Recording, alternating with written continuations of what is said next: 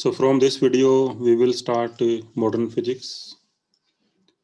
और modern physics में जो टॉपिक्स हम स्टडी करेंगे तो वो टॉपिक्स कुछ इस तरह से हैं। तो सबसे पहले इसमें photon theory of light,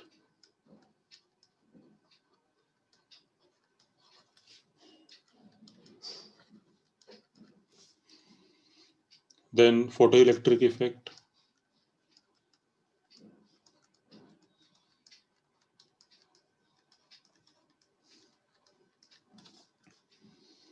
and after this we have dual nature of light,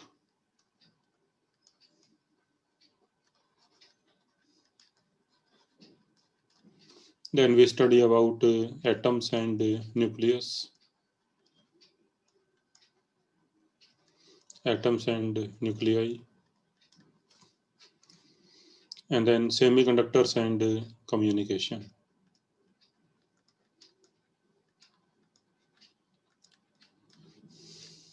Semiconductor devices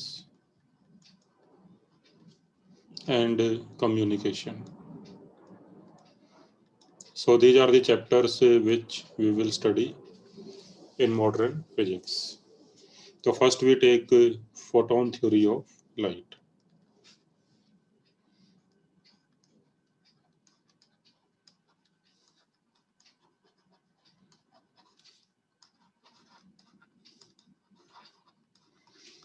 हाँ जी, तो photon theory of light। तो photon basically क्या है भी? तो photon is basically a particle of light।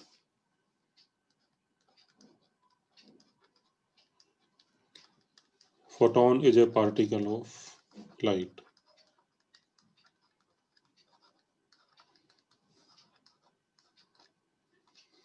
तो पहले इस पार्टिकल का नाम होता था corpuscle,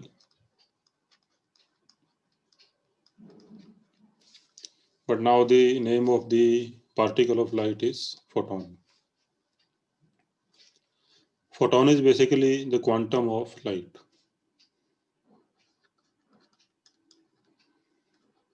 It is also said to be quantum of light। तो क्वांटम का मतलब क्या होता है देखो भी। तो अगर हम माइक्रोस्कोपिक वर्ल्ड में जाएं यानी एटॉमिक वर्ल्ड में जाएं तो at atomic level many quantities are quantized। at atomic level or at microscopic level many quantities are quantized।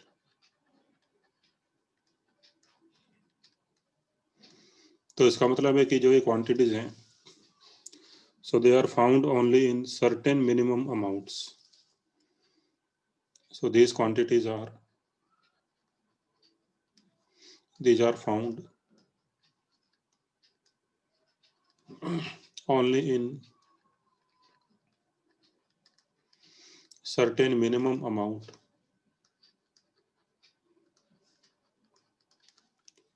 or integral multiple of this minimum amount or integral multiple of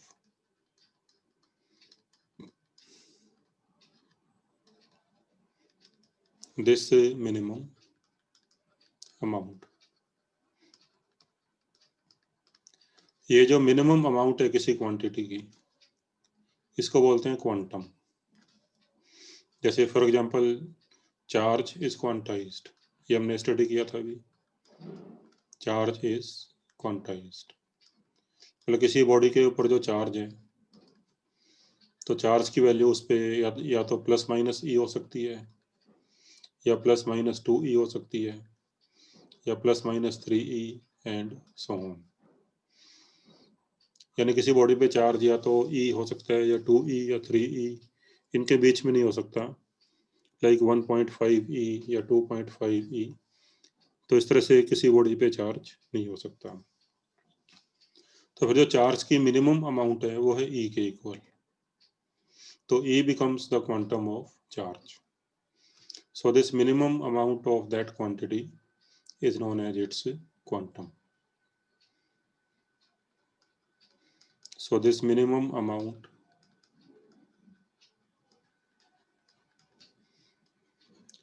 of that quantity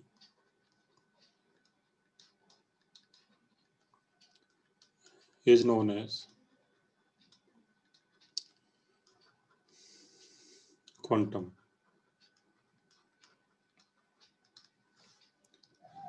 और quantum का जो plural है वो होता है quanta.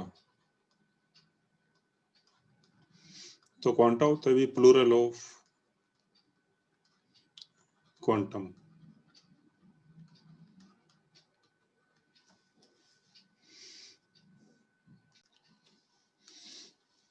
तो अभी charge के अलावा और भी काफ़ी क्वांटिटीज होती हैं, जैसे angular momentum. Angular momentum is quantized.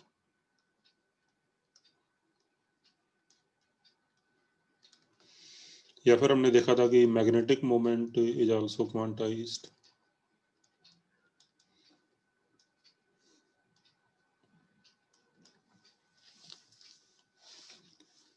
तो फिर 1905 में,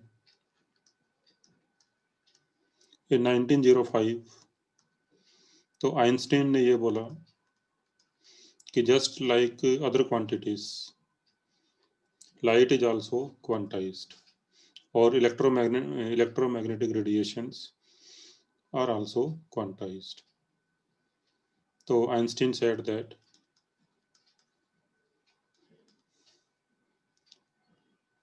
इलेक्ट्रोमैग्नेटिक रेडिएशंस और लाइट, उसके अंदर लाइट भी आ गई, और light is also quantized.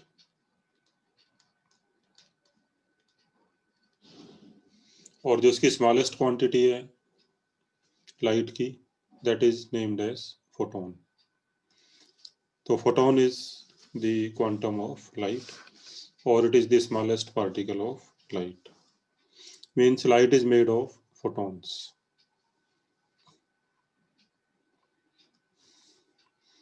So according to him, light is made of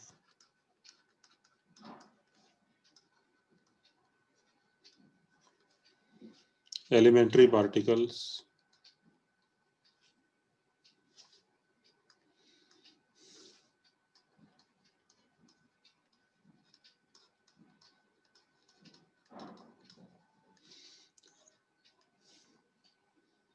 known as photon.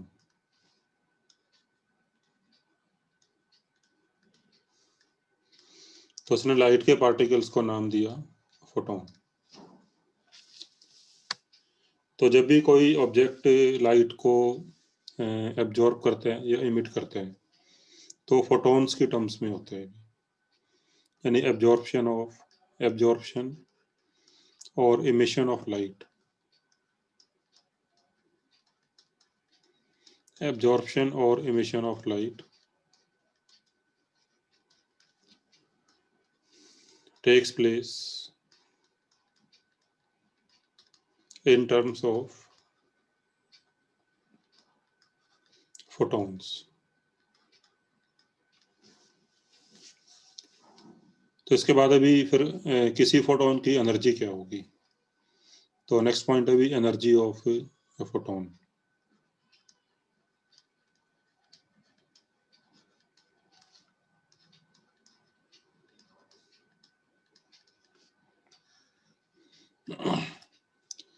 तो मान लो कोई फोटोन है फ्रीक्वेंसी एफ का,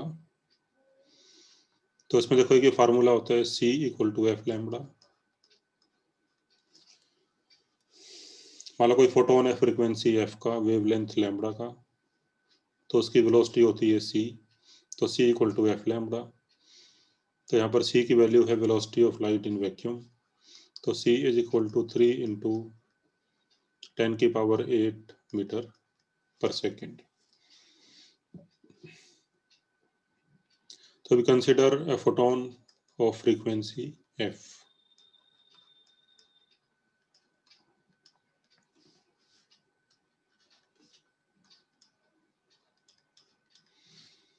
तो उसकी जो एनर्जी होगी, तो energy of that photon is equal to h into f. तो ये फार्मूला होता है भी एनर्जी ऑफ फोटोन का। और फिर यहाँ से f की वैल्यू आएगी c अपॉन लैम्बडा। तो अगर हम यहाँ पे f की वैल्यू पुट कर दें तो एनर्जी आ जाएगी h c upon lambda. So this is also the formula for energy of photon. इसके बाद अभी हमें लैम्बडा कई बार नैनोमीटर में या एंगस्ट्रॉम में दी होती है, तो फिर हम जो एच सी है इसकी वैल्यू निकाल लेते हैं। So let's find the value of Hc in terms of electron volt nanometer or electron volt angstrom. तो value of Hc,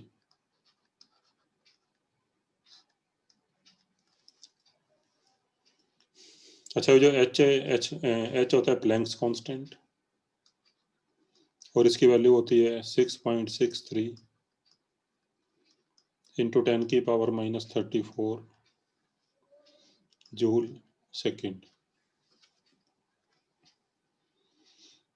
तो Hc की वैल्यू आ जाएगी, तो H की वैल्यू पुट करो 6.63 इंटू 10 की पावर -34 और C की वैल्यू पुट करो 3 इंटू 10 की पावर 8। ये जूल सेकंड में है।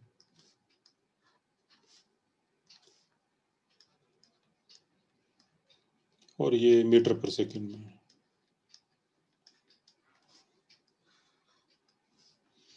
तो सेकंड से सेकंड कैंसिल हो जाएगा और फिर आ जाएगा भी 19.89 इंटू 10 की पावर -26 जूल मीटर।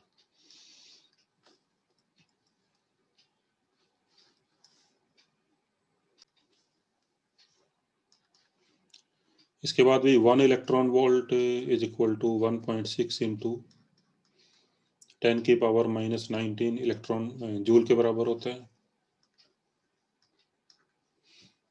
तो फिर यहाँ से 1 जूल आ जाएगा 1/1.6 इंटू 10 की पावर -19 इलेक्ट्रॉन वोल्ट। तो अगर हमने जूल को इलेक्ट्रॉन वोल्ट में कन्वर्ट करना है तो फिर इसको मल्टीप्लाई कर दो 1/1.6 इंटू 10 की पावर -19 से, तो आ जाएगा इलेक्ट्रॉन वोल्ट मीटर।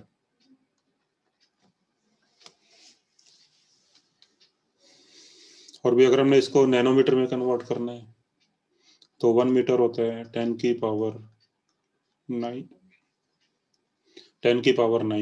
नैनोमीटर। तो फिर यहाँ पे 1 मीटर को पुट कर दो इंटू 10 की पावर 9 नैनोमीटर। तो अभी ये सिंप्लीफाई करके आ जाएगा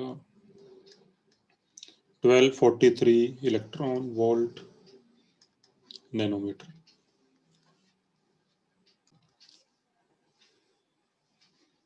सो this is value of Hc और इसको अगर यहाँ पुट कर देंगे तो आ जाएगा 1243 electron volt nanometre upon lambda. और अगर मान लो जो इसको हमने अगर एंगस्ट्रॉम में कन्वर्ट करना है तो 1 मीटर इज इक्वल टू 10 की पावर 10 एंगस्ट्रॉम। तो फिर यहाँ पे 1 मीटर को रखोगे 10 की पावर 10 एंगस्ट्रॉम।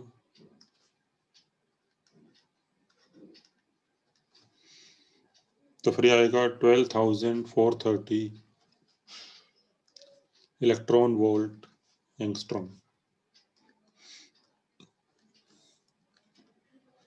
तो फिर हम E की वैल्यू वैसे भी लिख सकते हैं 12,430 electron volt angstrom upon lambda. तो फॉर एग्जांपल जैसे मान लो आपको एक फोटोन दे रखा है, consider a photon of wavelength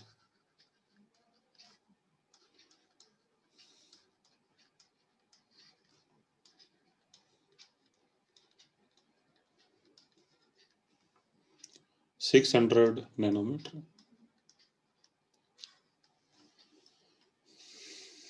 तो find its energy in electron volt.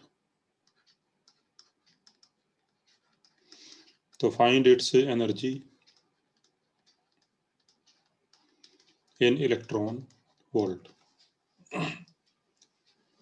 तो अगर हम लैम्बडा की वैल्यू यहाँ पुट कर दें 600 नैनोमीटर,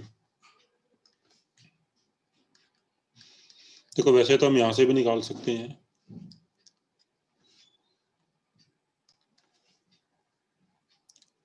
वैसे तो हम यहाँ से भी निकाल सकते हैं। अगर हम यहाँ पे एच की वैल्यू पुट कर दें, सी की वैल्यू पुट कर दें, लैम्बडा की वैल्यू पुट कर दें एसआई सिस्टम में, फिर वहाँ से जो एनर्जी आएगी वो जूल में आएगी, और फिर जूल से आप इलेक्ट्रॉन वोल्ट में कन्वर्ट कर सकते हो। या फिर सीधा अगर हम यहाँ पे पुट कर दें लैम्बडा की वैल्यू 600 नैनोमीटर,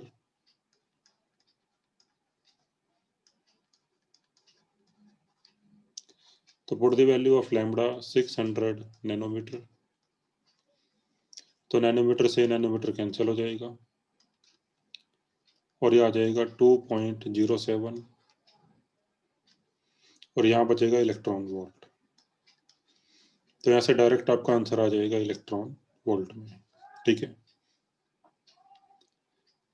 और लैम्बडा अगर आपको दे रखा हो एंगस्ट्रॉम में, तो फिर आप ये वाला फॉर्मूला यूज कर सकते हो। इसके बाद अभी नेक्स्ट पॉइंट, तो अभी आइंस्टीन ने फिर उसके बाद ये बोला कि जो फोटोन है, तो फोटोन आल्सो पोजेसेस मोमेंटम। तो इन 1916 तो आइंस्टीन ने ये बोला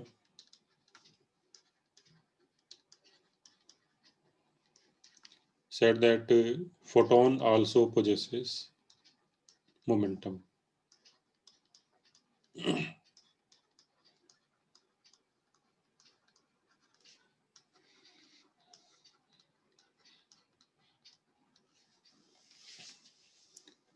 और इसके मोमेंटम का जो फार्मूला होता है फोटोन के मोमेंटम का, तो उसका फार्मूला होता है भी एच अपॉन लैम्बडा। अगर किसी फोटोन की वेवलेंथ लैम्बडा है तो उसका मोमेंटम हो जाएगा एच अपॉन लैम्बडा। और एनर्जी किसी फोटोन की होती है भी एच इंटू एफ, यानी एच सी अपॉन लैम्बडा। तो यहाँ से एच अपॉन लैम्बडा की वैल्यू आ जाएगी e upon c. So momentum of a photon is also equal to E upon C। ठीक है, अगर किसी फोटोन की एनर्जी E है तो उसका मोमेंटम हो जाएगा E अपॉन C। तो अभी ठीक है, तो energy of photon is H C upon lambda and momentum is H upon lambda, और momentum is E upon C। यानी जो फोटोन है वो एनर्जी भी पोजेस करते हैं और मोमेंटम भी पोजेस करते हैं। तो when some photon interacts with matter, तो both energy and momentum are transferred. So when a photon interacts with a matter,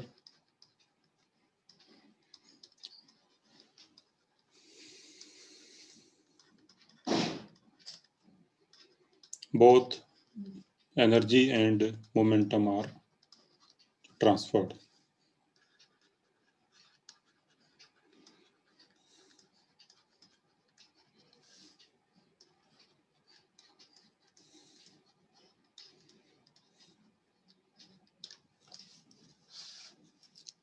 इसके बाद भी नेक्स्ट पॉइंट है mass of photon.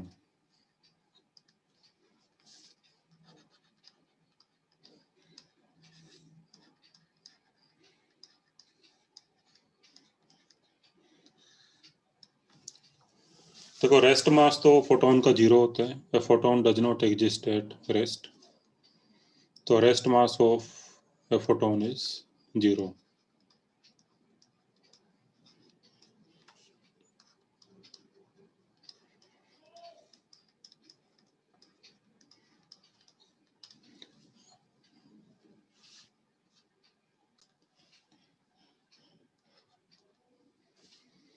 A photon does not exist at rest।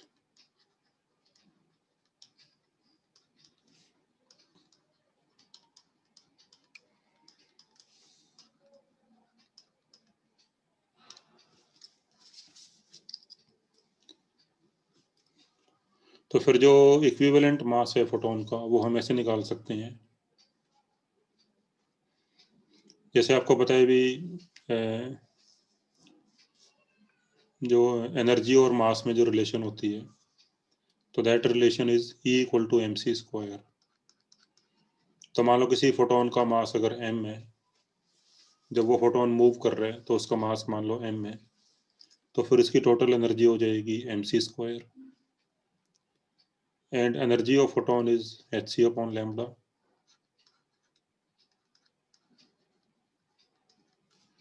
Equal to mc²।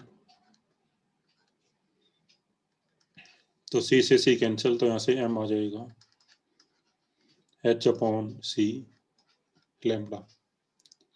So this is mass of photon। तो किसी photon का momentum अगर lambda है तो उसका मास हो जाएगा h/c⁴। ठीक है भी। देखो रेस्ट मास से फोटोन का 0 होता है, ये हम ऐसे भी निकाल सकते हैं।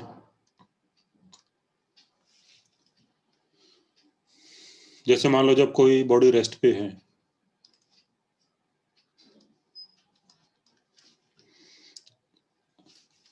मतलब अगर हम इन जनरल अगर देखें, सपोज कोई बॉडी रेस्ट पे है और उसका मास है m0, तो अभी m0 को बोलते हैं रेस्ट मास।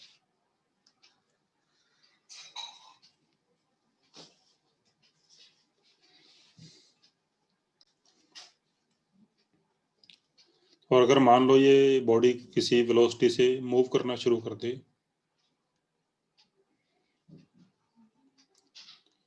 और ये वेलोसिटी अगर वेलोसिटी ऑफ लाइट के कंपैरिजन में है, then mass of the body changes।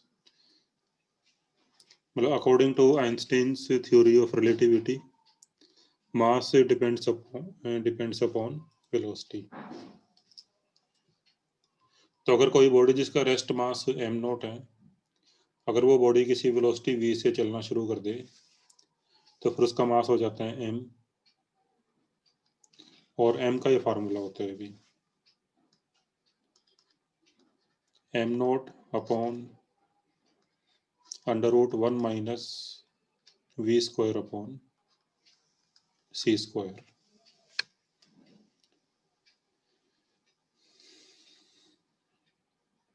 तो यहाँ से भी m0 आ जाएगा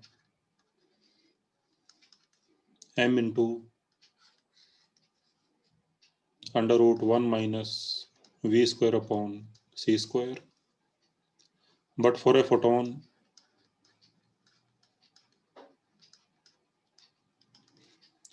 वेलोसिटी ऑफ लाइट हमेशा फोटोन की c के बराबर होती है। तो अगर आप यहाँ पे v को c पुट कर दो, तो c²/c² 1 हो जाएगा, 1 से 1 कट के 0 आ जाएगा। तो यहाँ से m0 की वैल्यू आ जाएगी 0। So this is how the rest mass of a photon is 0। ठीक है भी। देखो जब हम रिलेटिविस्टिक डोमेन में जाते हैं, यानी किसी बॉडी की वेलोसिटी अगर वेलोसिटी ऑफ लाइट के कंपैरिजन में है, तब जो फार्मूले हैं वो थोड़े से डिफरेंट हो जाते हैं। तो देखो कैसे।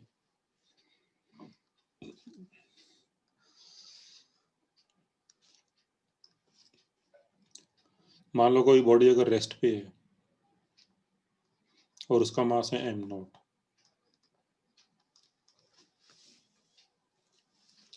तो m naught is known as rest mass. इसकी काइनेटिक एनर्जी तो 0 होगी क्योंकि रेस्ट पे है ये, और जो इसकी एनर्जी होगी वो होगी m not into C square. तो energy of this body is equal to m not into C square. तो इसको बोलते हैं भी रेस्ट मास एनर्जी।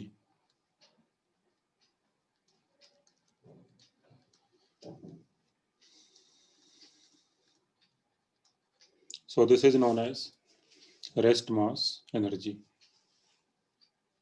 मान लो अब ये बॉडी किसी वेलोसिटी v से चलना शुरू कर देती है, तो इसका मास सपोज m हो जाता है, तो फिर m की वैल्यू ये वाली हो जाएगी, और इसका मोमेंटम हो जाएगा m इंटू वी, और इसका मास अगर m है तो फिर इसकी टोटल एनर्जी हो जाएगी इस बॉडी की E equal to mc square.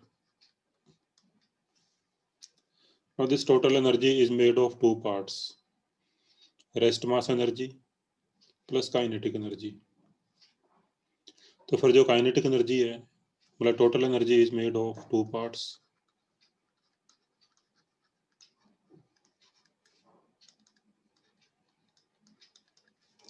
Kinetic energy plus rest mass energy. तो फिर जो के है बॉडी की यहाँ पे, तो के आएगी यहाँ पे ई माइनस ई नॉट।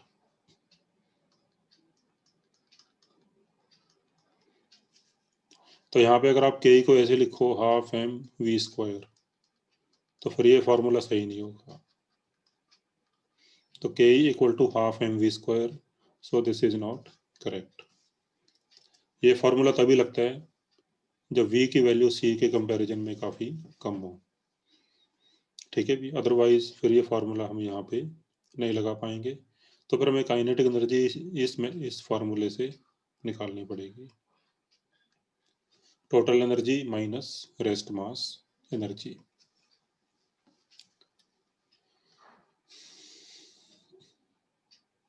तो इसके बाद नाउ फ्रॉम दिस इक्वेशन अगर under root 1 minus v square upon c square को उधर ले जाओ तो ये आ जाएगा m into under root 1 minus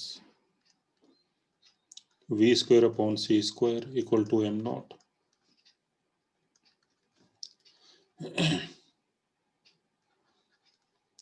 यहाँ पे एलसीएम ले लो,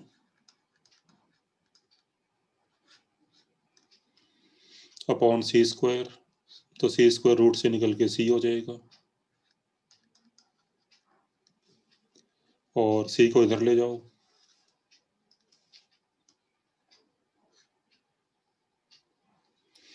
तो सी इधर आके मल्टीप्लाई हो जाएगा। नाउ स्क्वेयरिंग बोथ साइड्स, जाएगा m square C square minus m square v square equal to am not square C square.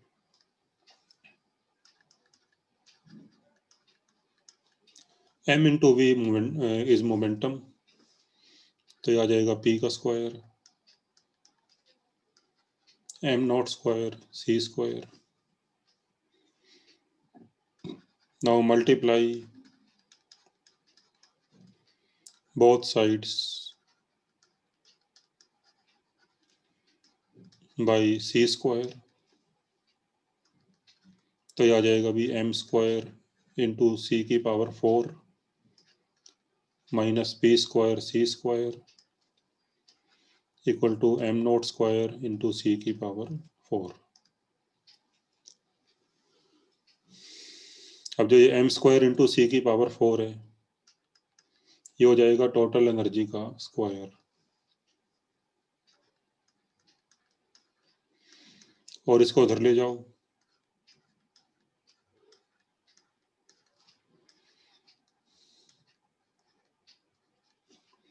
तो फिर यहाँ से आ जाएगी total energy of particle, total energy of body.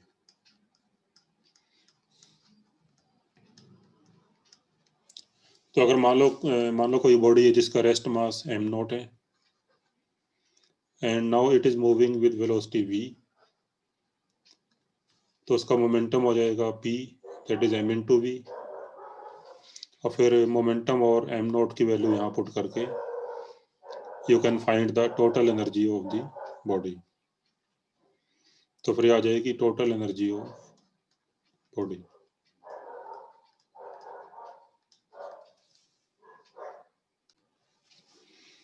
तो अभी हमारे पास आ गई total energy of a body. अगर हम ये इक्वेशन फोटोन के लिए अप्लाई करें,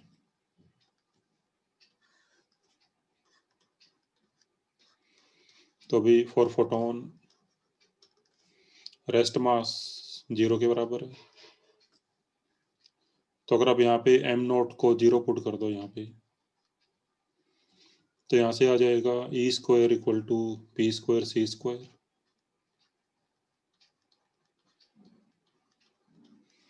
यानी यहाँ से e आ जाएगा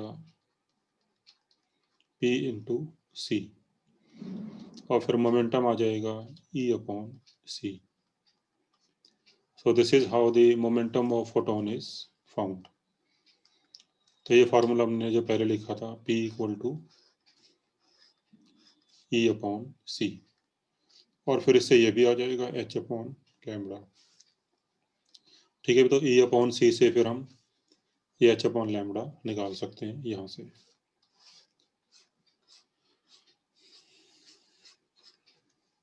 इसके बाद एक क्वेश्चन देखो भी,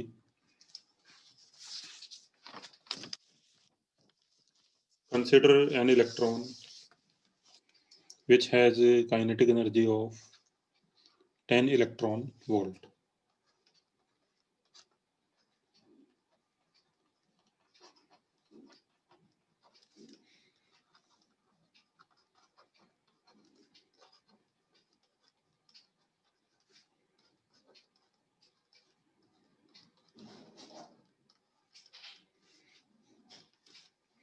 तो find its velocity.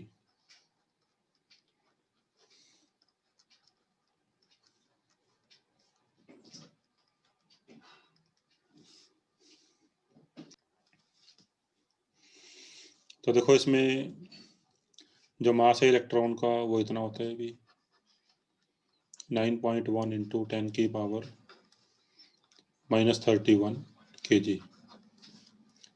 अगर इसको हम सिंपल मेथड से करें तो जैसे काइनेटिक एनर्जी होती है हाफ एम वी स्क्वायर,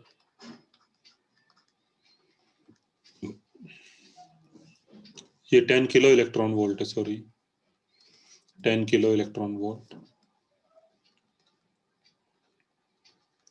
और यहाँ पे वैल्यूज पुट कर दें तो mass of electron is 9.1 into 10 की पावर -31 इंटू वी स्क्वायर, और जो काइनेटिक एनर्जी है इसको जूल में कन्वर्ट कर लो। तो पहले किलो के लिए आ जाएगा 10 की पावर 3, ये इलेक्ट्रॉन वोल्ट में आएगी, इसको फिर जूल में कर लो।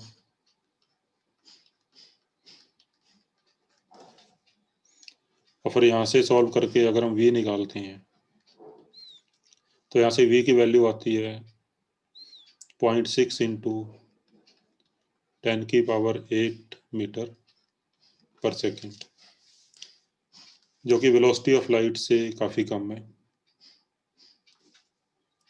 सो दिस इज ओके। तो फिर हम इसको इस तरीके से कर सकते हैं। लेकिन अगर मान लो इसी क्वेश्चन में आपको दिया होता है if kinetic energy of electron were 10 mega electron volt, और फिर इसी तरीके से निकाल लें अगर वेलोसिटी हम, अब यहाँ पे 10 की पावर 6 आ जाएगा।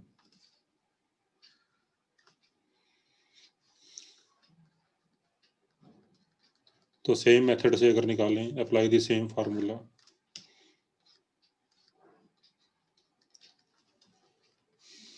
अब मेगा का मतलब होता है 10⁶।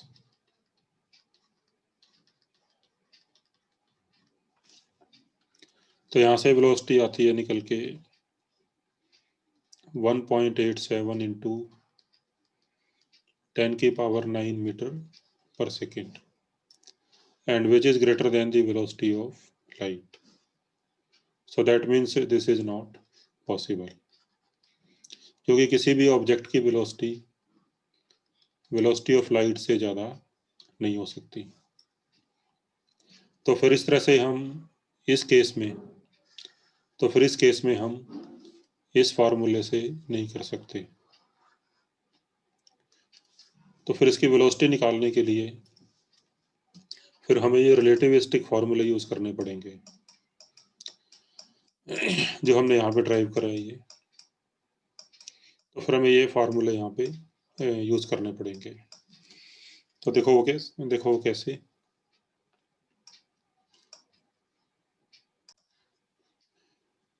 तो अगर कोई बॉडी मास m की वेलोसिटी v से मूव कर रही हो और velocity v velocity of light के कंपैरिजन में हो, तो फिर उसके जो k है उसका फार्मूला होता है e माइनस ई नॉट। तो फिर हमें यहाँ से स्टार्ट करना पड़ेगा।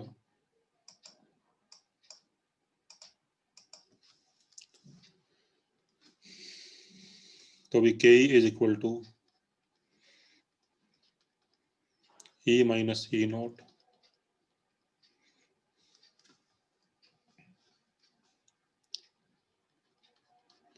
e की वैल्यू mc², e नॉट की वैल्यू m0c²,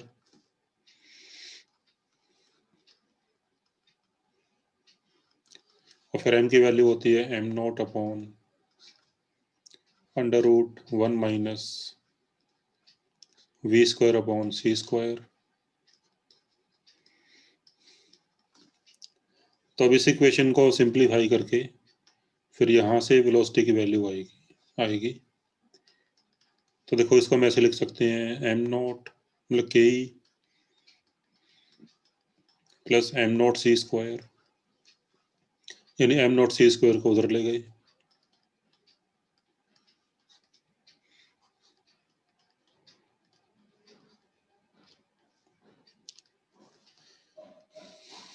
और फिर इसको अंडर रूट वाली टर्म को इधर ले आओ।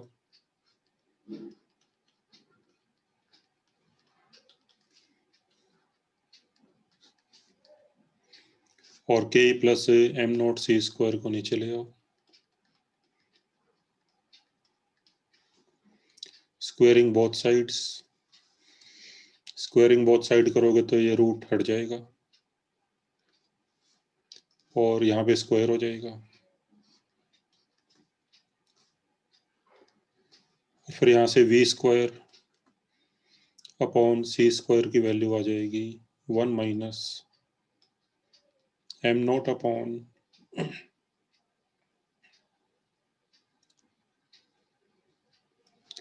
सॉरी यहाँ पे c² भी आएगा।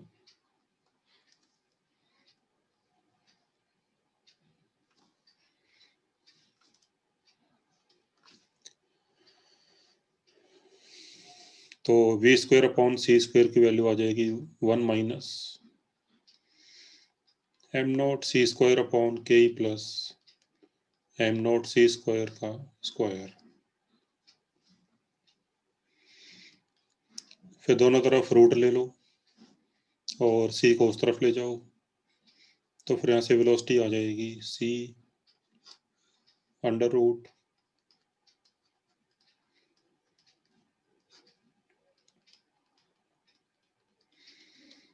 तो भी फिर इस फार्मूले से हमें करना पड़ेगा। तो वेलोसिटी निकालने के लिए हमें फिर ये फार्मूला अप्लाई करना पड़ेगा।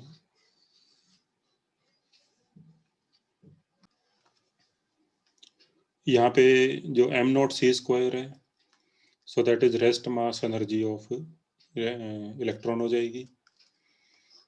तो इसकी वैल्यू क्या होगी देखो। तो for electron rest mass energy यानी m naught c square।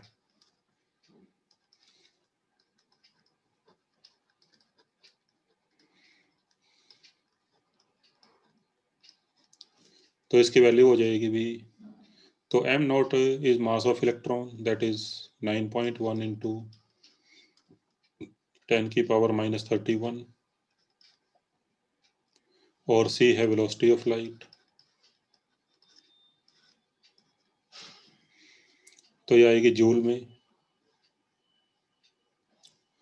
और इसको इलेक्ट्रॉन वोल्ट में कन्वर्ट करने के लिए डिवाइड कर दोगे 1.6 इंटू 10 की पावर -19 से।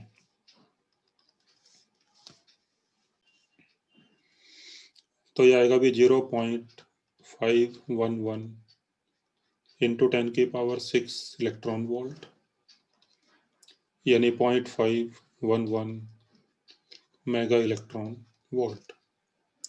So this is rest mass energy of electron, that is 0.511 mega electron volt। तो अभी फिर अगर हम ये वाला फार्मूला यूज करें,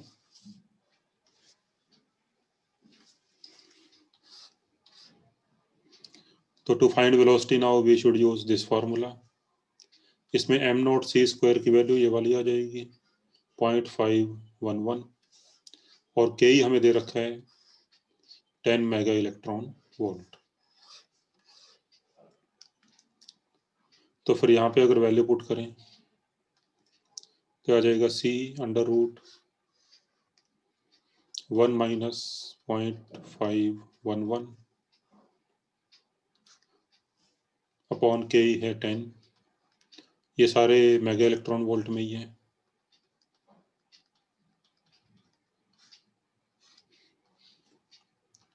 तो यहाँ से भी v की वैल्यू आती है around 0.999 c। Now you can see that this is less than velocity of light। हमने जो फर्स्ट केस किया था जब काइनेटिक एनर्जी इलेक्ट्रॉन की कम थी, तो जब जब काइनेटिक एनर्जी इलेक्ट्रॉन की कम हो तब तो हम इस फार्मूले से वेलोसिटी निकाल सकते हैं। अदरवाइज अगर ज़्यादा है काइनेटिक एनर्जी तो फिर हम इस फार्मूले से नहीं निकाल सकते। तो फिर हमने जो नीचे वाला फार्मूला है तो फिर हमें इससे निकालनी पड़ेगी। और ये फार्मूला हम फर्स्ट केस में भी यूज़ कर सकते हैं, क्योंकि ये फार्मूला तो हमेशा ही यूज़ कर सकते हैं इसको तो हम फॉर एनी केस। तो अगर फर्स्ट केस में हम इस फार्मूले को यूज़ करें तो यानी के की वैल्यू पुट कर दें 10 किलो इलेक्ट्रॉन वोल्ट, तो फिर एम नॉट सी स्क्वायर हो जाएगा 511 किलो इलेक्ट्रॉन वोल्ट। तो फिर यहाँ से वेलोसिटी आएगी फर्स्ट केस में v equal to C 1 minus M not C square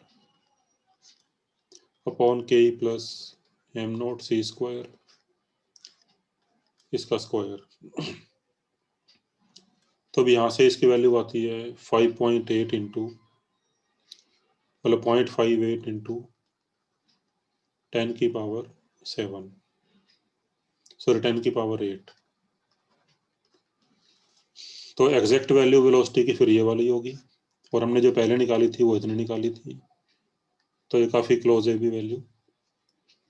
तो कहने का मतलब है कि अगर काइनेटिक एनर्जी कम है तो तब तो हम इस फार्मूले से भी कर सकते हैं, तो रिजल्ट में कोई ज़्यादा फर्क नहीं आएगा। बट अगर काइनेटिक एनर्जी काफ़ी ज़्यादा है तो फिर हमें इस फार्मूले से करना पड़ेगा। ये फार्मूला तो हमेशा ही वैलिड है, ठीक है। ये फार्मूला तो हमेशा ही वैलिड है, चाहे के कम हो चाहे के ज़्यादा हो। लेकिन अगर के काफ़ी कम है तो फिर हम ऊपर वाले फार्मूले से भी वेलोसिटी वगैरह निकाल सकते हैं, ठीक है। इसके बाद भी नेक्स्ट पॉइंट है प्रॉपर्टीज ऑफ फोटॉन्स।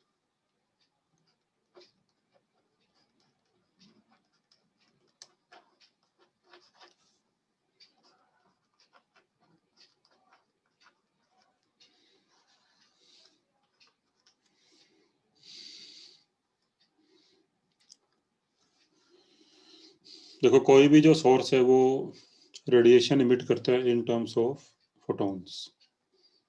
तो फर्स्ट पॉइंट है भी a source of radiation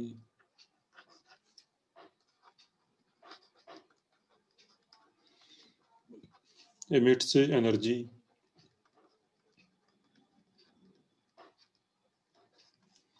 in the form of photons,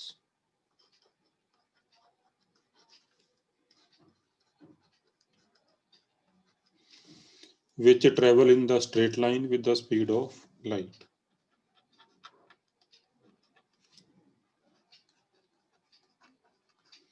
Which travel in straight line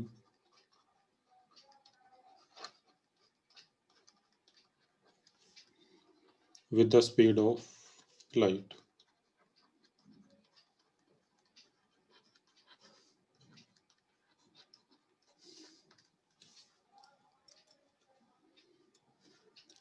इसके बाद अभी फोटोन जो है, photon is not a material particle, it is just a packet of energy. तो photon is not a material particle,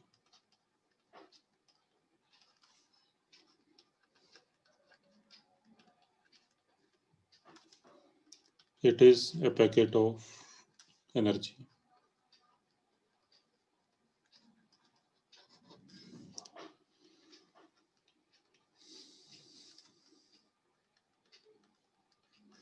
Third point is energy of a photon depends on its frequency. Energy of a photon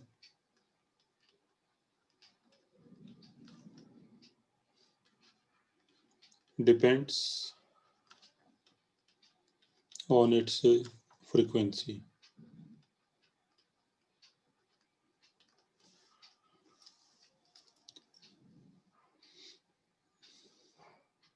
And does not change with change in medium.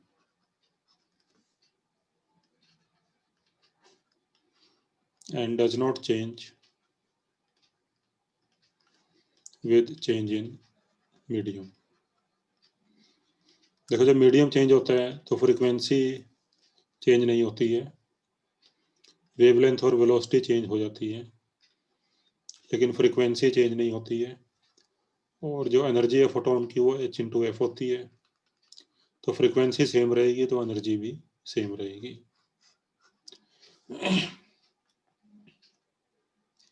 इसके बाद अभी photons are electrically neutral, इन पे कोई charge नहीं होता।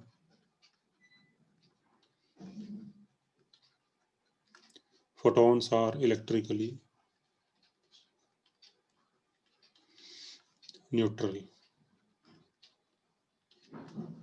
So these cannot be deflected by electric or magnetic field.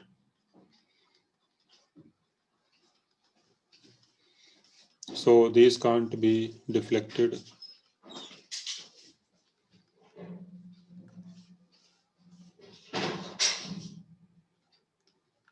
by electric or magnetic. So these can't be deflected by electric or magnetic fields. And fifth point is under suitable conditions they can show diffraction etc. मतलब interference diffraction जो भी wave properties होती हैं, तो under suitable conditions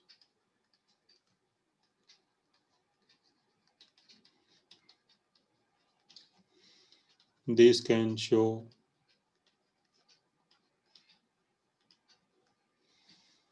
wave properties like diffraction etc.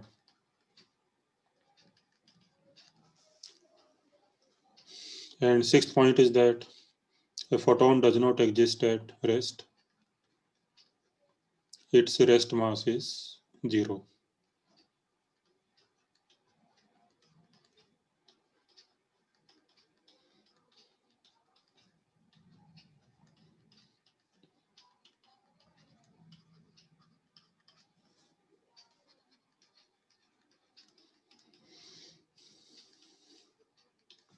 So these are some properties of photons. इसके बाद भी next point है number of photons emitted by a source of power P.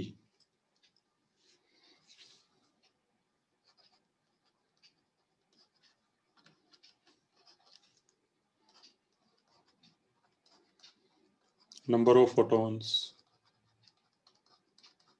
emitted by a source of power P.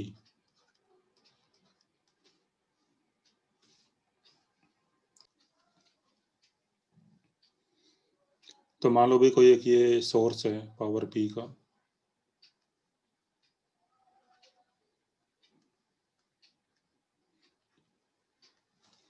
तो ये पर second कितने photons emit करेगा, तो वो हमने देखना है अभी।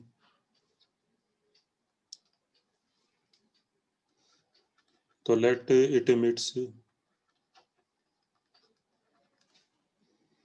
n photons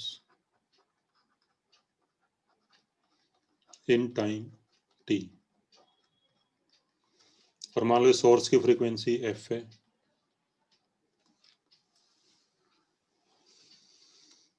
तो फिर number of photons per second जो होंगे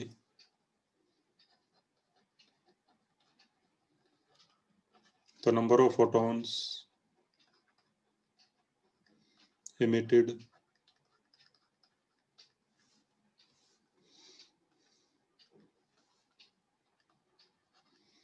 per second, तो suppose that is small n, तो ये हो जाएगा total number of photons emitted upon time. तो अगर मान लो टाइम t में ये capital N number of photons emit करता है और एक फोटॉन की एनर्जी होगी h इंटू एफ, तो फिर टोटल एनर्जी इमिटेड हो जाएगी n इंटू एच एफ। तो भी एक फोटॉन की एनर्जी होती है h इंटू एफ, और अगर ये n फोटॉन्स इमिट कर रहा है टाइम t में, then total energy emitted in time t, तो ये हो जाएगी n इंटू एच एफ,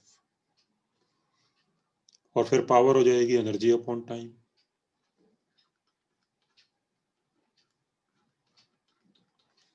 यानी n upon T into H F, मतलब e की वैल्यू यहाँ पुट कर दी, और फिर यहाँ से n अपॉन टी की वैल्यू आ जाएगी p अपॉन एच एफ, और n upon T is number of photons emitted per second, that is p upon H F. तो और f को आप रख सकते हो c अपॉन लैम्बडा, तो ये फार्मूला आ जाएगा।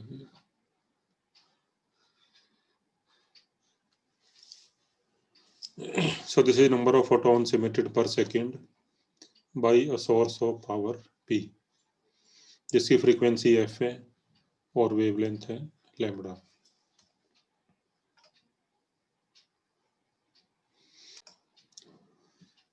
तो ये क्वेश्चन नंबर 2, 3, 4 एटसेट्रा, तो ये वाले आप इस फार्मूले से कर सकते हो, नंबर ऑफ फोटॉन्स इमिटेड पर सेकंड वाले फार्मूले से।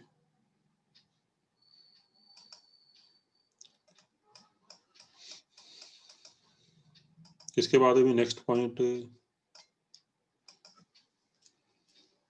अच्छा किसी डिस्टेंस पे अगर इंटेंसिटी निकालनी हो तो इंटेंसिटी होती है पावर अपॉन एरिया। किसी डिस्टेंस r पे अगर इंटेंसिटी निकालनी हो तो फिर यहाँ पे इंटेंसिटी हो जाएगी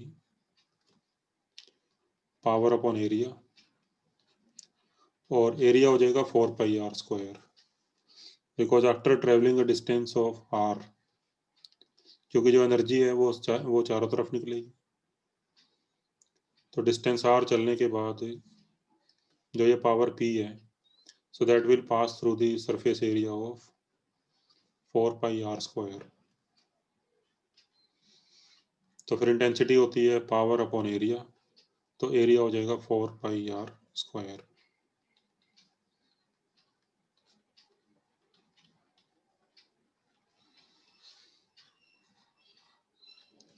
तो intensity is power upon area और power is intensity into area. अब एक क्वेश्चन देखो भी इसके ऊपर।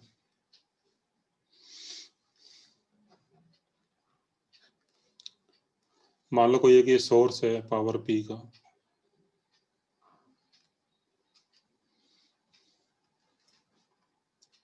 और इसे डिस्टेंस R पे हमने एक एरिया रखा हुआ है, कोई small area A।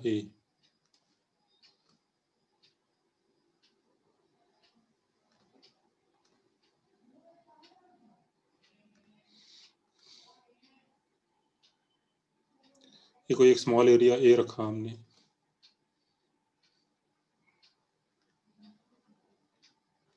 Distance R पे। तो उसमें आपने बताना है कि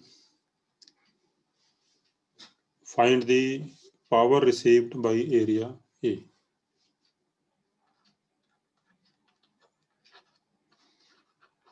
find the power received by area A।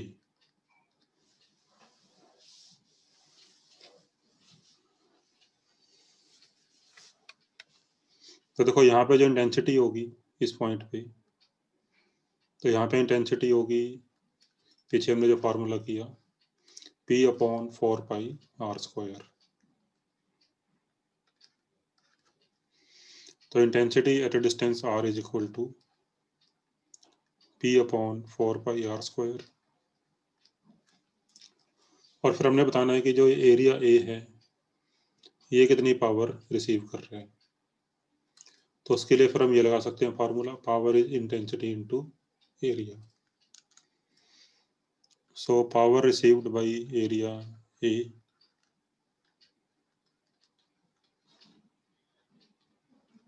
Suppose P', तो फिर हो जाएगी इंटेंसिटी इनटू एरिया, और ये I की वैल्यू पुट कर दो,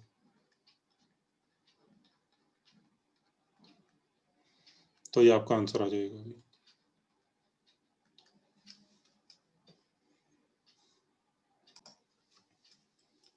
इसको आप यूनिटरी मेथड से भी कर सकते हो भी, इस तरह से कि भाई डिस्टेंस R चलने के बाद जो ये पावर है ये 4πr² के एरिया में से पास करेगी।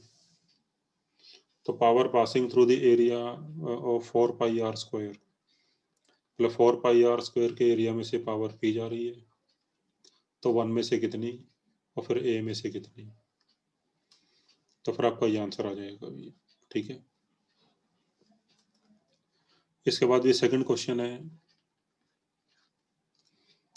Find the number of photons received per second by area A। Find the number of photons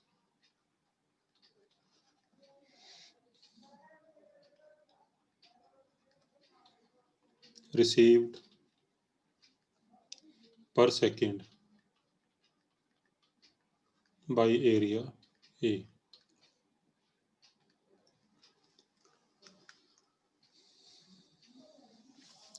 तो देखो अगर ये पावर P' रिसीव कर रहा है तो फिर नंबर ऑफ फोटोन का फार्मूला होता है P(λ/hc)। तो यहाँ P की जगह पे आ जाएगा P'। तो मान लो नंबर ऑफ फोटोन रिसीव कर रहा है ये n' पर सेकेंड, तो फिर n' की वैल्यू आ जाएगी P'(λ/h/c)।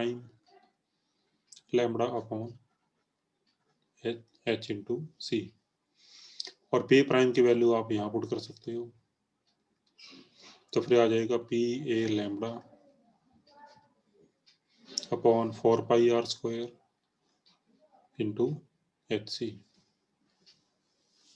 तो ये आपका आंसर आ जाएगा।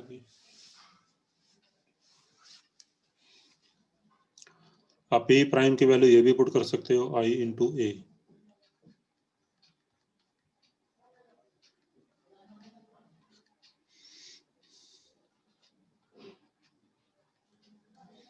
तो यहाँ से हम देख सकते हैं कि intensity is proportional to number of photons received. मतलब for a given frequency intensity is proportional to number of photons received by an area per second.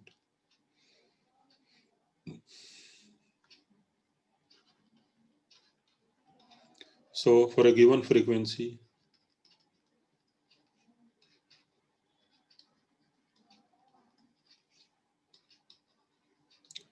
number of photons, intensity for a given frequency, intensity is proportional to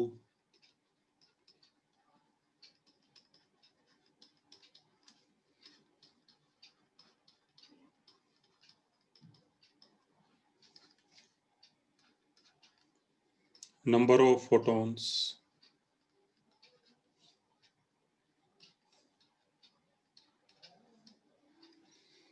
received by an area per second.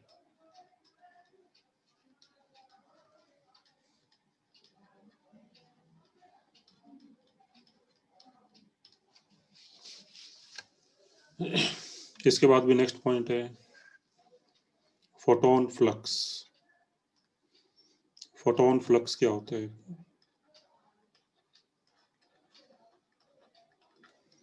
Phi. तो photon flux होता है भी number of photons crossing an area in unit time. So it is number of photons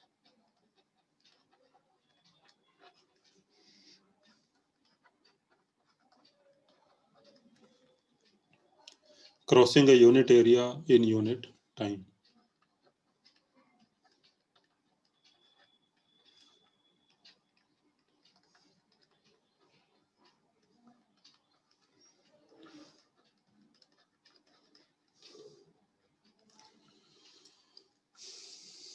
जैसे मान लो भी हमारे पास कोई एक एरिया है,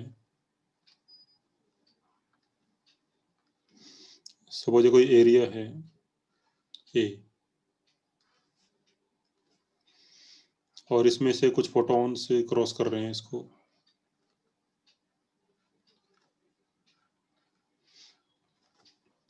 एंड सपोज टाइम टी में एन फोटॉन्स क्रॉस कर जाते हैं। तो टाइम टी में अगर सपोज एन फोटॉन्स क्रॉस कर जाते हैं तो फोटोन फ्लक्स हो जाएगा number of photons upon area upon time. So this is equal to photon flux. इसके बाद भी नेक्स्ट पॉइंट है photon density.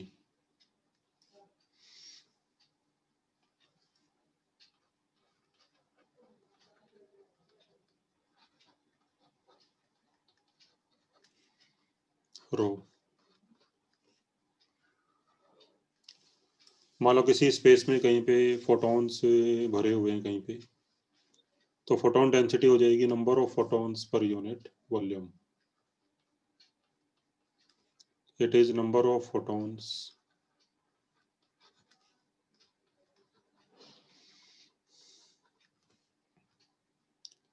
filled in the space per unit volume.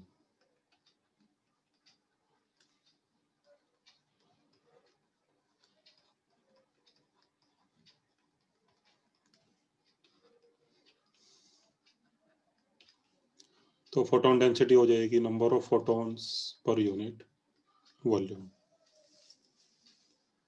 और अब इन दोनों में रिलेशन क्या होती है? अभी relation between photon flux and photon density.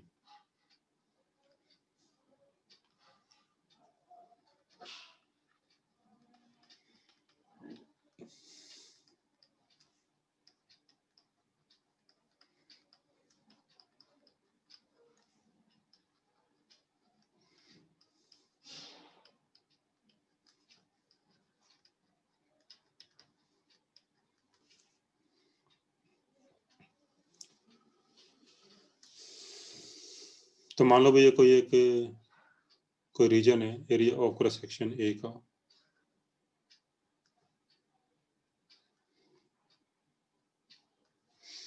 तो ये कोई रीजन है भी area of cross section A का, और इसमें फोटोन जा रहे हैं, तो फोटॉन्स की वेलोसिटी होगी c। अभी मान लो फोटॉन्स यहाँ तक पहुंचे हैं और फिर फर्दर टाइम dt में फोटॉन्स मान लो यहाँ तक आ जाते हैं,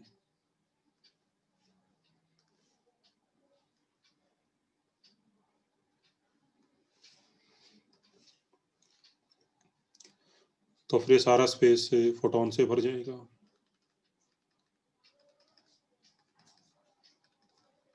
मान लो इसमें है dn नंबर ऑफ फोटॉन्स हैं इसमें,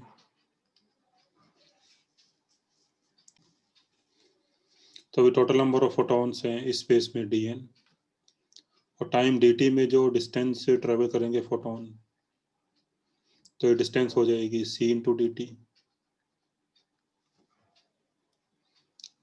तो जो ये एरिया है भी, तो इस एरिया से टाइम dt में dn नंबर ऑफ फोटॉन्स यहाँ से क्रॉस करे, तो फिर फोटॉन फ्लक्स हो जाएगा number of photons per unit area per unit time, तो ये हो जाएगा फोटॉन फ्लक्स। और फिर जो डेंसिटी होगी यहाँ पे फोटॉन्स की, तो डेंसिटी हो जाएगी number of photons upon volume, और यहाँ का वॉल्यूम हो जाएगा dv सपोज, तो वॉल्यूम आएगा एरिया इंटू लेंथ, और इसकी लेंथ है c dt, तो वॉल्यूम हो जाएगा a c dt, और अगर दोनों को डिवाइड कर दो तो यहाँ से भी रो की वैल्यू आ जाएगी फाई अपॉन सी, क्योंकि dn अपॉन a dt ये फाई हो जाएगा और c बचेगा नीचे, तो रो हो जाएगा phi upon c. So this is a relation between photon flux and photon density.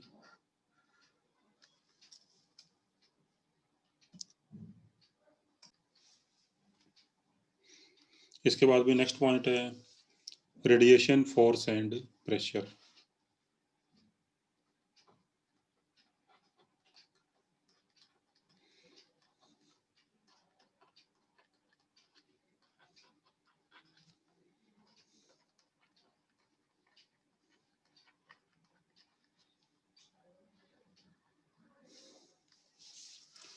तो जैसे हमने भी शुरू में कहा था कि जो फोटॉन्स हैं दे आल्सो पोजेस मोमेंटम, और फोर्स होता है भी change in momentum per unit time. तो जब फोटॉन टकराते हैं किसी सरफेस पे, तो उस पर प्रेशर और फोर्स भी अप्लाई करते हैं। तो यहाँ पे हम देखेंगे कि वो उस फोर्स या प्रेशर की वैल्यू क्या होगी। तो उसमें फर्स्ट केस है भी,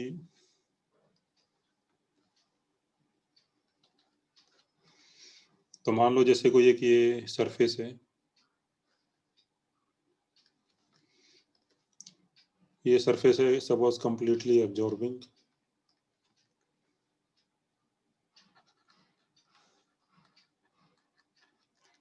सरफेस इज कंप्लीटली एब्जॉर्बिंग, यानी जो भी रेडिएशन इस पे इंसिडेंट होगी वो सारी इसमें एब्जॉर्ब हो जाएगी। और मान लो कोई एक बीम है लाइट की, रेडिएशंस की, जिसका एरिया ऑफ क्रॉस सेक्शन है ए और इसकी इंटेंसिटी है आई। तो मान लो ये बीम इस पे इंसिडेंट होती है, तो फिर इस बीम की पावर हो जाएगी इंटेंसिटी इंटू एरिया, तो कितना फोर्स इस सरफेस पे लगेगा, ठीक है। तो अगर पावर P है इस बीम की, तो टाइम t में जो एनर्जी इंसिडेंट होगी इस पे, एनर्जी इंसिडेंट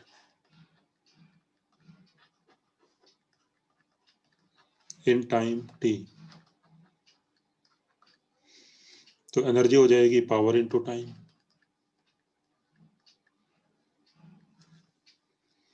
और फिर जो एनर्जी E का जो मोमेंटम होगा,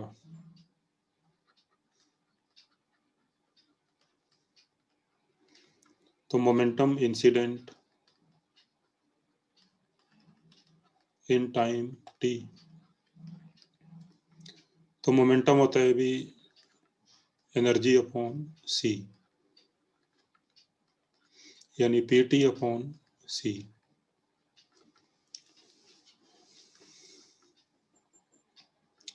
तो टाइम t में इतना मोमेंटम इंसिडेंट होगा, और क्योंकि ये सरफेस से कंप्लीटली एब्जॉर्बिंग है, तो ये सरफेस पूरी लाइट को एब्जॉर्ब कर लेगा और फाइनल मोमेंटम 0 हो जाएगा। तो जो इनिशियल मोमेंटम है वो pt अपॉन c है, और फाइनल मोमेंटम 0 हो जाएगा। तो फिर जो चेंज इन मोमेंटम होगा, तो चेंज इन मोमेंटम हो जाएगा initial momentum minus final momentum, so that will be change in momentum. और फिर फोर्स होता है भी change in momentum upon time. तो force is equal to change in momentum upon time.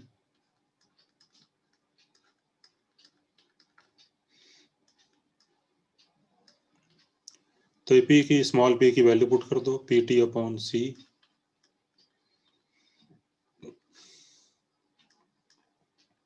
तो t से t कट जाएगा, तो फोर्स आ जाएगा p अपॉन c। तो यानी यहाँ से फोर्स की वैल्यू आ गई p अपॉन c,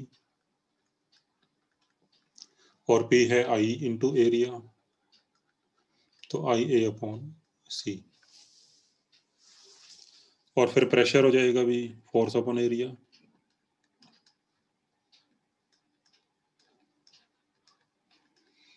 तो ये आएगा I अपॉन c। ए से ए कैंसिल हो जाएगा, तो pressure is I upon c। तो देखो भी ये फार्मूले थोड़े माइंड में बिठा लो कि मोमेंटम होता है E अपॉन c, फोर्स होता है P अपॉन c, और प्रेशर होता है I अपॉन c। तो ये फार्मूले अपने दिमाग में आप इनको सेट कर लो, तो क्विकली रिकॉल करने के लिए आपको ये काफ़ी काम आएंगे। तो pressure is intensity upon c, force is power upon c, and momentum is energy upon c। इसके बाद भी सेकंड केस है, अगर ये सरफेस कंप्लीटली रिफ्लेक्टिंग होता,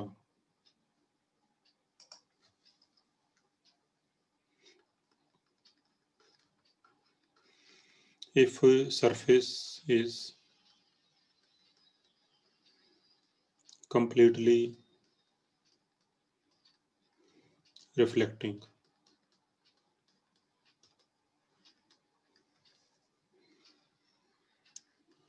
तो इसका मतलब है कि फोटॉन्स जब टकराएंगे तो सेम स्पीड से रिबाउंड हो जाएंगे, तो फिर जो फाइनल मोमेंटम है वो 0 नहीं होगा, तो फाइनल मोमेंटम भी फिर p के बराबर हो जाएगा।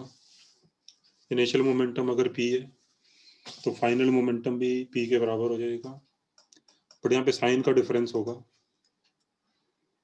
इनिशियल मोमेंटम माइनस p होगा क्योंकि लेफ्ट की तरफ है, और फाइनल मोमेंटम प्लस p हो जाएगा क्योंकि वो राइट की तरफ होगा। जब फोटोन रिबाउंड करेंगे तो वो वापस जाएंगे राइट की तरफ, और फिर जो चेंज इन मोमेंटम है वो आ जाएगा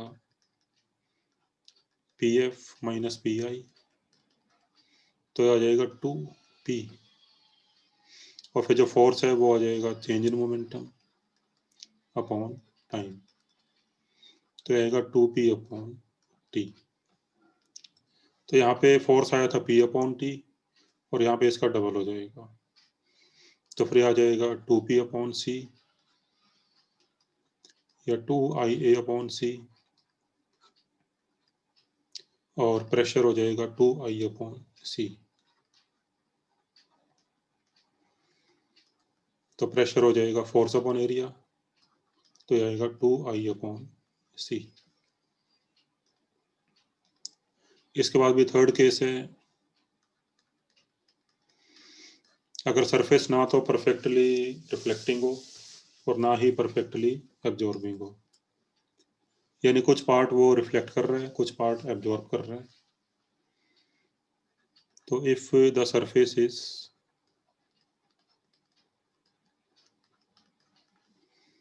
partly reflecting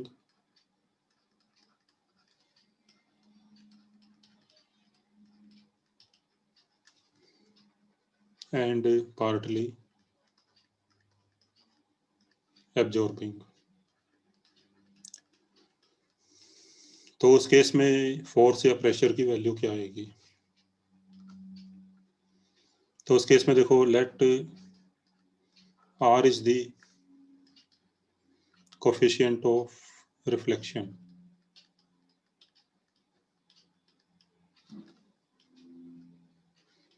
तो इसका मतलब है कि मान लो अगर सरफेस के ऊपर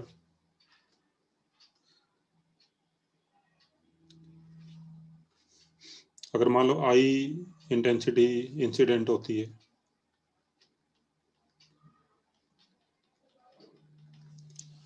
और इस सरफेस का रिफ्लेक्शन कोफिशिएंट अगर R है,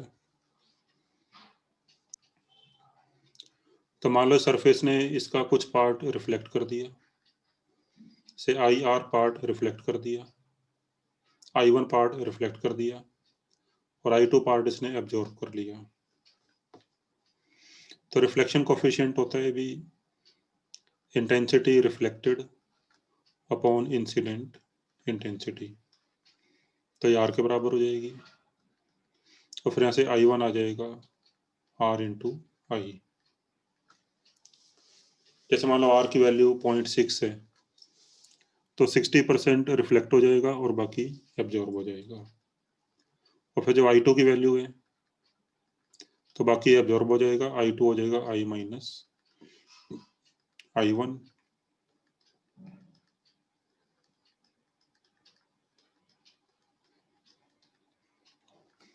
तो I1 पार्ट रिफ्लेक्ट हो गया और I2 पार्ट इसमें एब्जॉर्ब हो गया। तो जो एब्जॉर्ब पार्ट है उसके लिए फोर्स का फार्मूला ये वाला हो जाएगा, और जो रिफ्लेक्टेड पार्ट है उसके लिए फोर्स का फार्मूला ये वाला हो जाएगा। तो फिर जो एब्जॉर्ब पार्ट है उसकी वजह से फोर्स आएगा IA/C, IA/C, और I की जगह पे I2 आ जाएगा।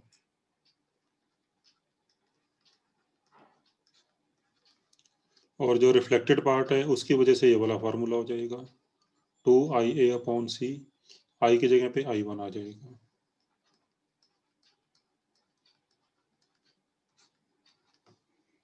और फिर यहाँ पे I1 I2 की वैल्यू पुट कर दो।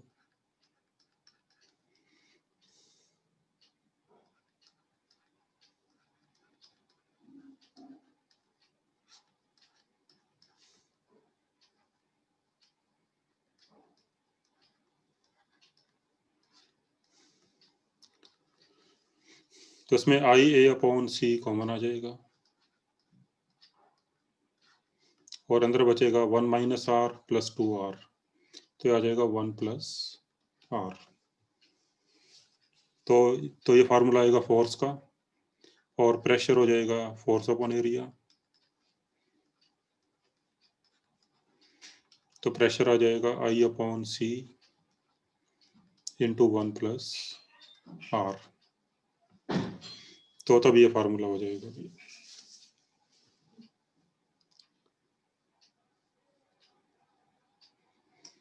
इसके बाद भी नेक्स्ट पॉइंट है, अगर रेडिएशन किसी एंगल पे स्ट्राइक करे तब क्या होगा भी।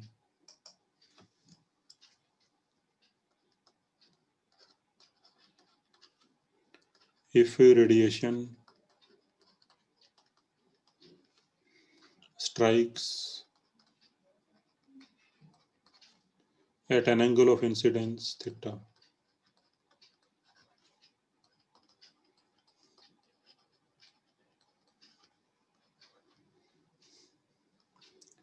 and surface is completely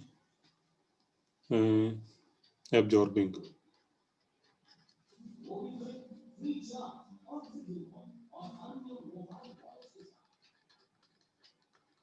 And surface is completely absorbing. तो जैसे मान लो भी कोई सरफेस है ये,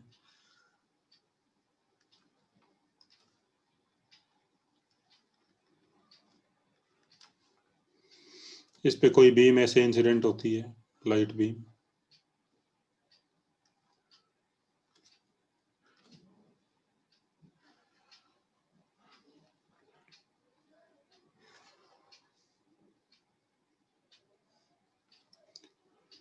किसी सरफेस एरिया ए पे, कोई सरफेस एरिया ए है मान लो सरफेस का, और इस पे कोई लाइट बीम ऐसे एंगल थीटा पे इंसिडेंट होती है, तो theta is angle of incidence and intensity of light is I. और जो सरफेस है ये कंप्लीटली एब्जॉर्बिंग है, तो फिर इस केस में कितना फोर्स आएगा। देखो अगर जो सरफेस एरिया अगर ए है तो फिर जो बीम का एरिया है वो ए से डिफरेंट होगा। तो बीम का एरिया अगर ए प्राइम मान लो, ये एंगल थीटा है, तो ये एंगल 90 माइनस थीटा, ये थीटा हो जाएगा। और फिर जो बीम का एरिया होगा ए प्राइम, ये हो जाएगा ए कोस थीटा। ठीक है, अगर बीम किसी एंगल पे आ रही है भी, तो फिर जो बीम का एरिया है और जितने एरिया पे लाइट गिरेगी, तो वो दोनों एरिया डिफरेंट हो जाएंगे।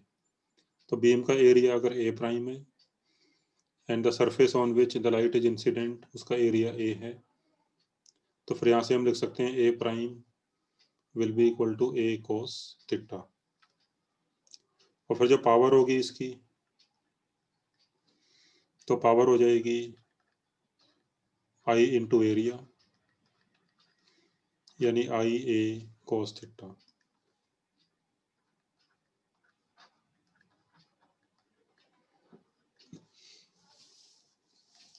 और क्योंकि ये सरफेस कंप्लीटली एब्जॉर्बिंग है, तो ये सारी की सारी लाइट को एब्जॉर्ब कर लेगा। तो फिर जो मोमेंटम ट्रांसफर होगा सरफेस को, वो इसी डायरेक्शन में ट्रांसफर होगा। तो फिर जो सरफेस पे जो फोर्स लगेगा वो इसी डायरेक्शन में लगेगा। तो force on the surface will act in this direction.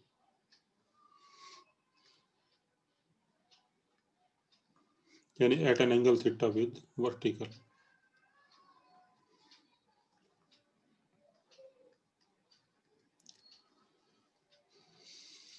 और फोर्स की वैल्यू इस केस में होती है जब कंप्लीटली एब्जॉर्बिंग हो, तो फोर्स की वैल्यू होती है P अपॉन C।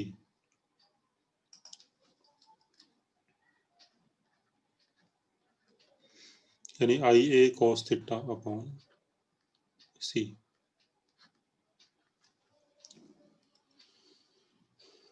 फिर चाहो तो आप इस फोर्स के कंपोनेंट कर सकते हो। इस फोर्स का जो ये कंपोनेंट आएगा, ये अलोंग द सरफेस, ये पैरेलल कंपोनेंट, और ये कंपोनेंट सरफेस के perpendicular.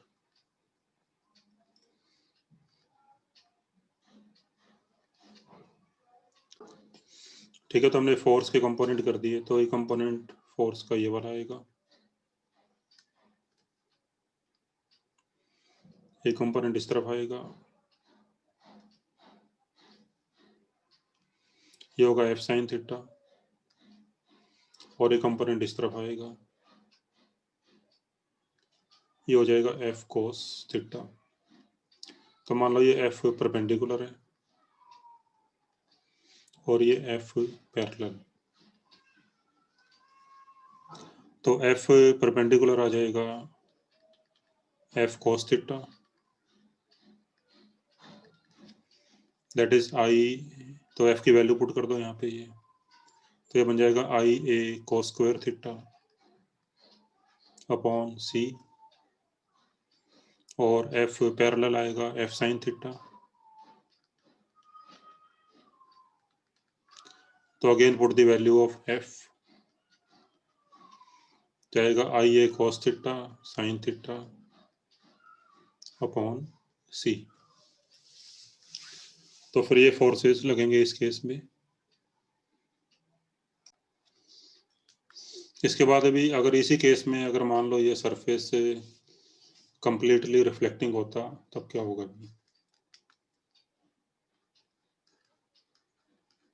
If the surface is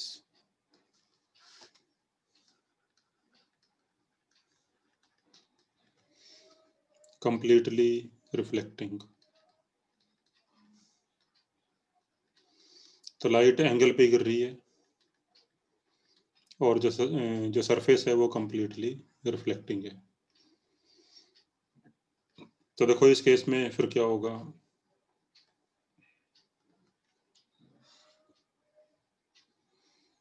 तो लाइट जब ऐसे इंसिडेंट होगी तो सेम एंगल पर रिफ्लेक्ट हो जाएगी।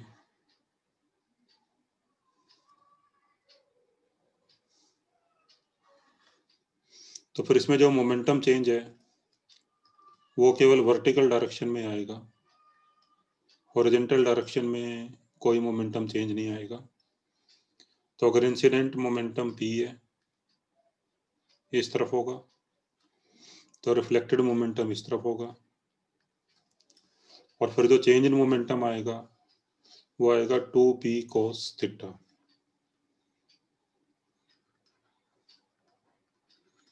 तो अभी चेंज इन मोमेंटम आएगा delta p 2p cos theta, और वो केवल आएगा वर्टिकल डायरेक्शन में यानी परपेंडिकुलर डायरेक्शन में। तो फिर यहाँ पे जो फोर्स आएगा वो केवल परपेंडिकुलर डायरेक्शन में ही आएगा, यानी जो सरफेस है उस पर फोर्स नीचे की तरफ ही आएगा, एफ परपेंडिकुलर, और इसकी वैल्यू हो जाएगी change in momentum upon time.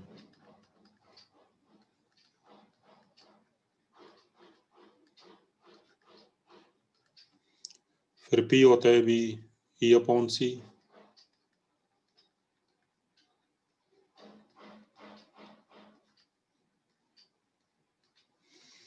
और E यहाँ पर था, E हो जाएगा पावर इंटू टाइम, और पावर है आई ए कोस थीटा।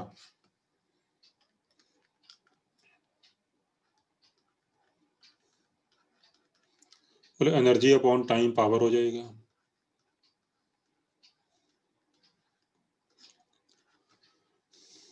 और पावर है यहाँ पे I A cos theta into cos theta upon C.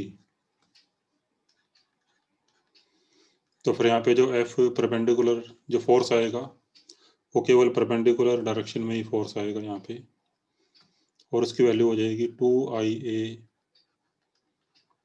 Cos square theta upon सी।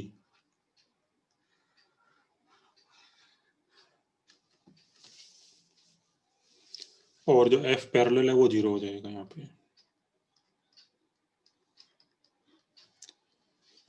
फिर इसके बाद अभी इसी केस में जो रेडिएशन है वो एंगल पे इंसिडेंट हो रही है, लेकिन जो सरफेस है वो पार्टली एब्जॉर्बिंग है और पार्टली रिफ्लेक्टिंग है।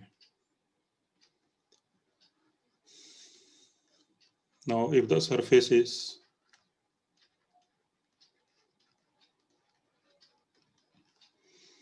partly absorbing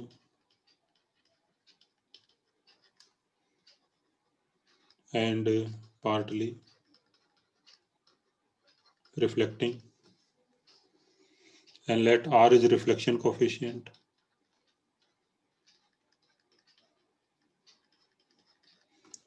तो अगर इंसिडेंट इंटेंसिटी आई है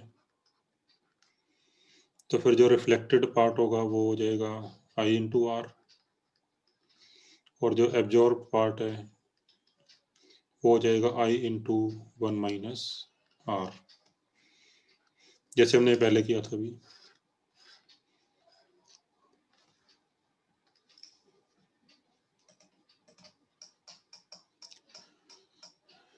तो रिफ्लेक्टेड पार्ट है I1 इक्वल टू RI, और जो एब्जॉर्ब पार्ट है I2 that is I into 1 minus R।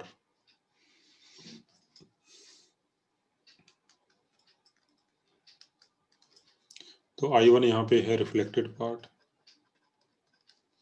और I2 है एब्जॉर्ब, दोनों का सम होगा I के बराबर।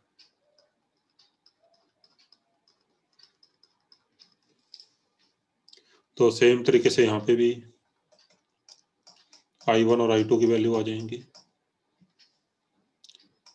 और फिर यानी जो पार्ट एब्जॉर्ब हो गया I2 उसके लिए हम ये वाले लगाएंगे फार्मूले, फोर्थ केस वाले, और जो पार्ट रिफ्लेक्ट हो गया उसके लिए हम जो फिफ्थ केस वाले फार्मूले हैं ये लगाएंगे। तो पहले हम निकालते हैं F परपेंडिकुलर। तो अभी इस केस में F परपेंडिकुलर कितना होगा?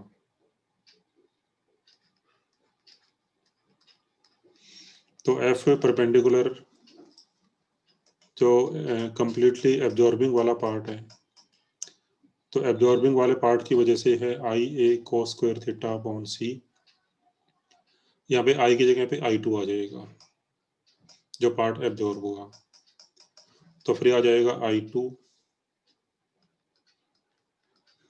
A cos square theta upon C, और जो पार्ट रिफ्लेक्ट हुआ उसकी वजह से परपेंडिकुलर वाला फोर्स ये आएगा, या I की जगह पे आ जाएगा I1, तो आ जाएगा 2I1 A cos square theta upon C, और फिर I2 और I1 की वैल्यू पुट कर दोगे यहाँ पे, तो आ जाएगा I2 की वैल्यू पुट करो तो आएगा I 1 minus R A cos square theta upon C,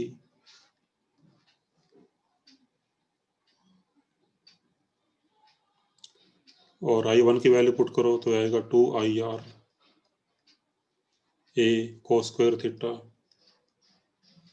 upon C, और फिर इसमें से कॉमन वगैरह निकाल के तो फाइनली ये रिजल्ट आ जाएगा।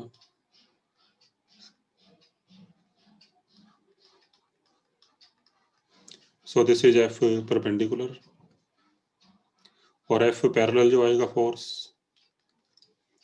तो F पैरेलल रिफ्लेक्टिंग पार्ट की वजह से जीरो है, ये केवल आएगा एब्जॉर्बिंग पार्ट की वजह से, और यहाँ पे I आ जाएगा I2, तो आ जाएगा I2 A cos theta sin theta upon C।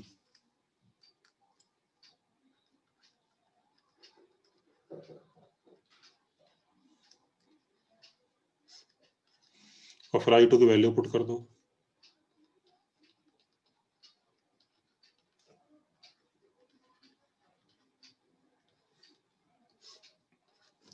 तो ये आ जाएगा भी F परपेंडिकुलर। ठीक है, तो थ्योरी में हम इतना ही करते हैं इसमें। अभी जो भी हमने थ्योरी आज करी है उसके बेसिस पे आप ये पेज नंबर 41, पेज नंबर 42, 43 और 44,